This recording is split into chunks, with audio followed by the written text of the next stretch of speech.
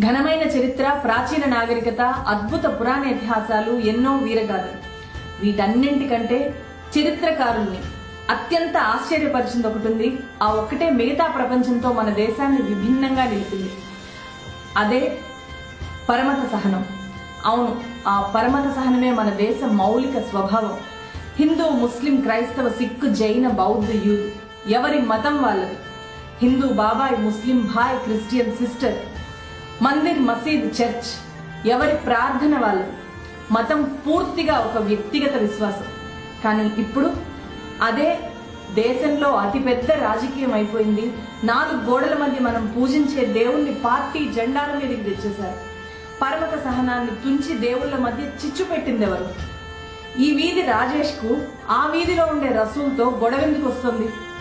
నువ్వు ఆడుకున్న సలీం ఇవాళ నీకెలా శత్రువు అవుతాడు?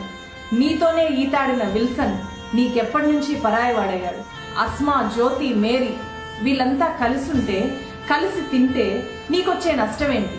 నీ మతానికి ఇంకెవడో ప్రతినిధి ఎలా అవుతాడు? ఈశ్వరుడు, అల్లా, యేసు ఈ దేవుళ్ళంతా రాజకీయ ప్రతినిధుల్ని ఎందుకు కోరుతారు? ఒక్కసారి ఆలోచించు.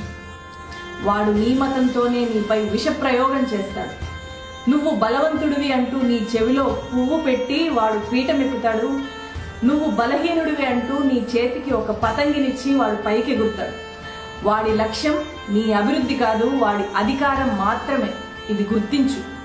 మతం మత్తులో నువ్వు కళ్ళు మూసుకొని ఉండడమే వాడికి కావాలి. నువ్వు కళ్ళు తెరిస్తే ప్రశ్నిస్తావు. నువ్వు కళ్ళు తెరిస్తే నిలదీస్తావు. నువ్వు కళ్ళు తెరిస్తే వాడి అధికారాన్ని కూలదోస్తావు. అది వాడి భయం. అందుకే నీలోకి మతాన్ని ఎక్కిస్తాడు. ఆ పైన నిన్ను వాడికి కావాల్సినట్లు ఆడిస్తాడు. ఎన్నికలు వచ్చిన ప్రతిసారి వాడి ఏకైక ఆయుధం మతం మాత్రమే. అదే ఆయుధంతో ఈసారి కూడా మళ్ళీ వస్తున్నాడు. నీ వైపే దూసుకొస్తున్నాడు. మేలుకో మిత్రమా, మేలుకో. త్వరగా తేరుకో. నిన్ను నువ్వు కాపాడుకోవాలి, ఈ దేశాన్ని కూడా నువ్వే కాపాడుకోవాలి అనే విషయాన్ని గుర్తుపెట్టు.